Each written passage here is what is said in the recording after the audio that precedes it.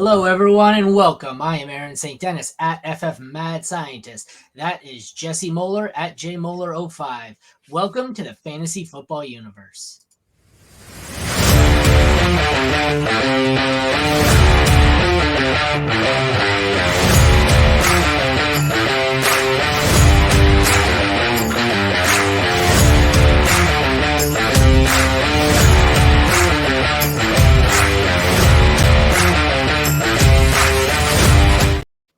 Not gonna lie, the theme song gets me a little pumped. It's hype music for sure. I could see, because I told you the story about how my kid thought it was from WWE because I guess it's on one of the 2K games. So I can see why they chose it. It gets me pumped. Maybe it's the fact that we're doing a Michigan guy today. Oh yeah, the Michigan guy. Naturally, I am the high guy on JJ Walker. That's Dynamite. All right, JJ McCarthy. Hey, McCarthy is Dynamite, so there you go. It's Dynamite. So this is the 2024 rookie sneak peek of Michigan quarterback JJ McCarthy, not JJ Walker, although that would be Dynamite. All right, so he is from LaGrange Park, Illinois, and was a four-star recruit out of Nazareth Academy. 2021, as a freshman, he appeared in 11 games for the Wolverines. In that time, passed only for 516 passing yards with 5 touchdowns and 2 picks. Was able to contribute 152 rushing yards on 25 attempts. In 2022, as a sophomore, he was in 14 games, where his production skyrocketed to what we've seen over the last 2 years. He threw for 2,719 yards with 22 touchdowns and 5 picks. Once again, he seems to have a solid rushing floor here. In 2022, it was 306 yards and 5 rushing TDs on 70 attempts. So it's at 14 games. I can't even do the math on that. That's what? How many a game? Wait, I blanked out. What'd you say? 70 rushing attempts in 50 games. Oh yeah, that's like games, 14 games. Yeah, something like that. Yeah. Anyways, we just proved we're not great at math on the fly. Anyways, moving on. His final season at Michigan in 2023 he led the Wolverines to a national championship. Hell yeah. Appearing in 15 games, threw for a similar yardage, 29.91 and 22 touchdowns, the identical number, almost identical interceptions, 4, and his production on the ground was a little bit lower, 202 and 3 touchdowns on 64 attempts. So we see pretty consistent numbers here back to back. High 2,000 passing yardage, 22 touchdowns, low interceptions, about 4-to-1 touchdown interception rate. Yeah. We have a couple, 3 to 5 rushing touchdowns a season over the last 2 years anyways, and 300 rushing yards. What was your first takeaway here from JJ? So the one thing I noticed particularly with him is they didn't ask him to do a lot, and it's because of how talented the roster is. Like, you're just basically, I'm saying game manager in a good way, because basically they just counted on him to make a few important plays each time and basically control the offense, run through it, not make mistakes. And you notice as he progressed from his freshman year to his junior year, he became more efficient and better in the pocket each year. So you saw the progression go, even though he wasn't asked to do a ton of a lot of things. But like, the tools are there. He's got a really good arm. He's big. He's mobile. He's pretty good in the pocket too. So you break all of that down. It's like he's the mystery box we talked about. But there's a lot of things to like with him coming out. You're right, though. But I don't know if he was a game manager, but the defense was so good. The last 2 years, like, he wasn't asked to do a whole lot. Like, he had Aiden Hutchinson the year before on defense. He doesn't need anything. So I think he was asked more to not lose the game. So who was it? Who did I compare him to the other day? Bo Nix, Drake May, one of the two, where I took him in the draft over, I want to say it was Drake May. And I said, I know what Drake May is. I don't think he's a very good quarterback.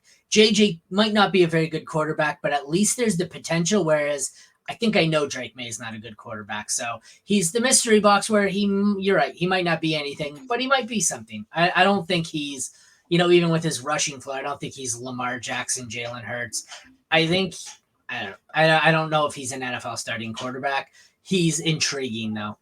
Oh, for sure. And he's a lot younger than the older guys in the class, like Bo Nix and Penix and those guys. Like, he's 21 years old, like just turned 21. So yeah, he has the ability to exceed expectations a lot higher than those guys do. As you said, limited measurables. Some of them are being updated because the Senior Bowl measurements have been interesting. That's fun. I love Senior Bowl and Combine Day, where every guy is the greatest thing ever. Every post I've seen is this guy's going to be fire and the rocket moon icons, and oh my God. It's like, dude, dude, we measured him in. We're going to base it like you thought he was 6'2". He's 6'2.5". Really? Really? Yeah, like balloon? I think it was Bo Nix is now he's like 6'1", and I was like, that sucks. He's even shorter than I thought. Yeah. And everybody's like, yeah, it's kind of what he is, right? It's just like we hate the negative if they're smaller or they're shorter or slower. Everything's Like, just been God. positive. I didn't see that tweet, but with the only other one I could think of that was a negative one was yesterday's guy, Xavier Leggett, where he measured in 2.5 inches shorter. Everything else is, oh, this guy's a beast. This guy's blah, blah, blah. It's like he measured in at 5'7", 230 pounds. I'm not sure that's a good thing. Like, I get it. He's a bowling ball, but he's my height, and I'm not a running back. But anyway, Yeah, you talking about Ray Davis? Yeah, that guy's like, I saw his like the biggest BMI possible at his size. Like, it's absurd. I was like, okay, that's ridiculous. So for JJ, 6'3", 53rd percentile, 202 pounds for the 4th percentile. Not a big, not bulky. 21 years old and a junior. I don't really think there was anything that stood out as far as the limited measurables. He's got the requisite size. I'm sure he can add a little mass. Yep. The age being younger was nice. Gives him time to develop. I like the age because I think he needs to go to a situation where he sits behind a Geno. I think my end one here, I believe I went with the Rams. I think him sitting behind Stafford for maybe Stafford's last year. I like that situation, but none of these, the age was a benefit. The height was good. He could use a little bit of the weight room, but did anything really jump out at you either way here? In the No, I mean, he is really slender for how tall he is, so that does work. It's similar to Jaden Daniels. Like Daniels, I think is an inch taller, but he's about the same weight. So these guys are pretty slender. So you want to see him pack on some pounds, but he'll take the hits because 200 pounds for a quarterback is kind of small. So that is maybe a little bit of a flag, but overall, no.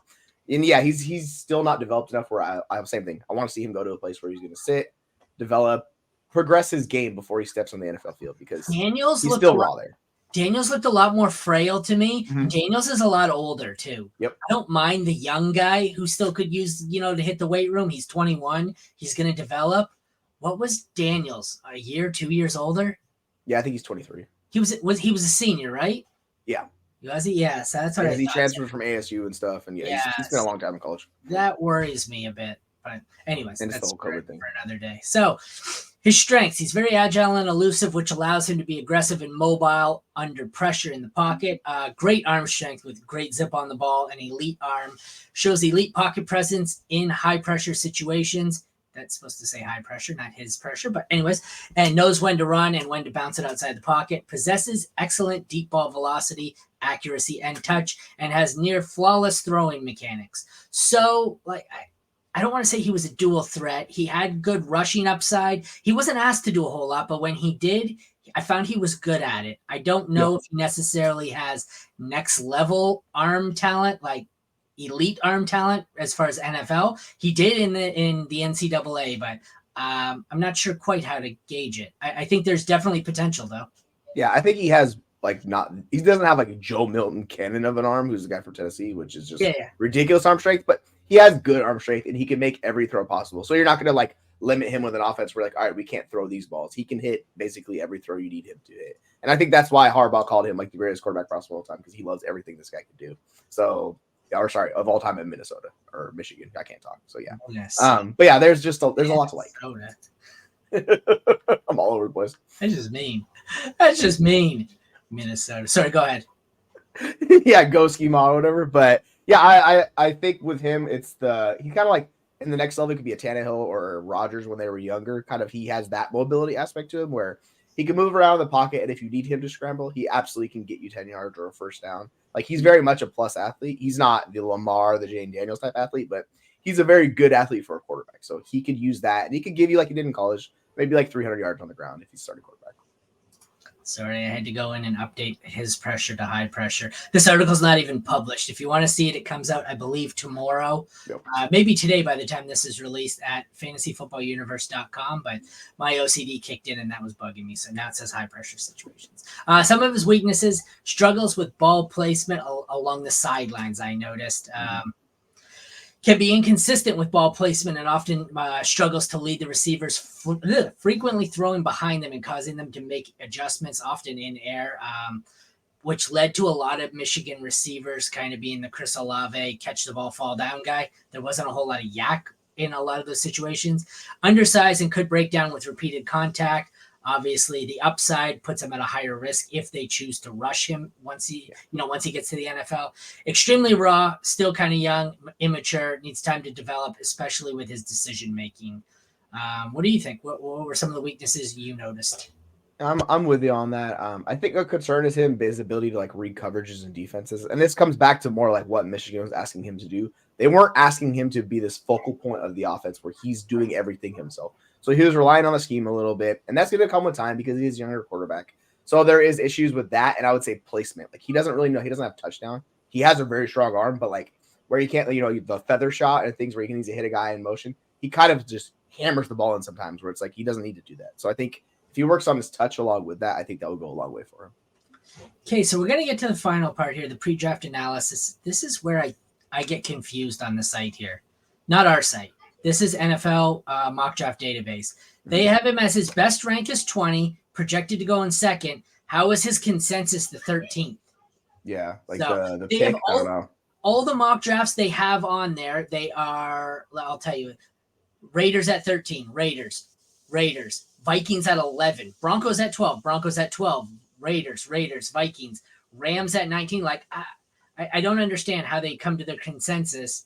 And I think maybe that's their ranking when they're individually ranking, and the consensus might be what they do with mocks. Like that might be how they go about it, but yeah, it's a little confusing. Their consensus of 13 I thought was way too high. I have him listed as late first, early second. I think he's a second considerably or easily. I have him as going to the Rams. Like I said, I think he could benefit from sitting a year, kind of in an Aaron Rodgers situation, except Matthew Stafford, who I think is equally as beneficial to learn behind. And then after that, maybe he packs on a little weight. He's learned an NFL offense, and he can take over with a bit of a younger roster here. Where did you have him going to? What round and what team? I like that range where you're talking about. But if it's a team in the middle, like those middle teams, like Denver or Vegas, New Orleans, if one of those teams needs to like take a shot and let the guy rest, I don't mind that decision because they're not going to be really competitive this year. And with some of those teams are going to have to tear it down. So I think that's an interesting choice. But, we obviously get back to the late first and like early second range of quarter teams that always need the quarterbacks.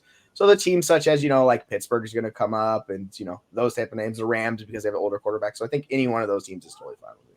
Yeah, I think the Rams, as I stated in our article here on fantasyfootballuniverse.com, I think they realized the clock's ticking here on Stafford. They went for Stetson Bennett last year, but he had some off-the-field issues, so that didn't pan out. So I think maybe they pony up a little bit more.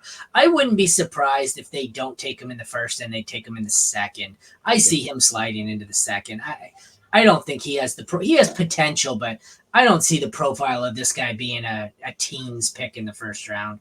That's too high for me. Yeah, like I think that's just if a team wants, like they trust the talent and the things they see, they might do it. But I'm with you. Like he could very much be that Will Levis type pick where a team just bets on basically the skill set they see. They're like, all right, at pick 35, we're gonna grab him right there, like right in the second round, so you don't have to pay the first round pick. So yeah, I'm with you.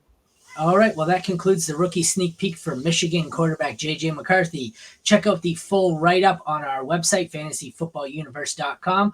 Check back tomorrow for our next video. It is Alabama wide receiver Jermaine Burton, I want to say. So thank you all for tuning in. For Aaron and Jesse, take care and have a great day.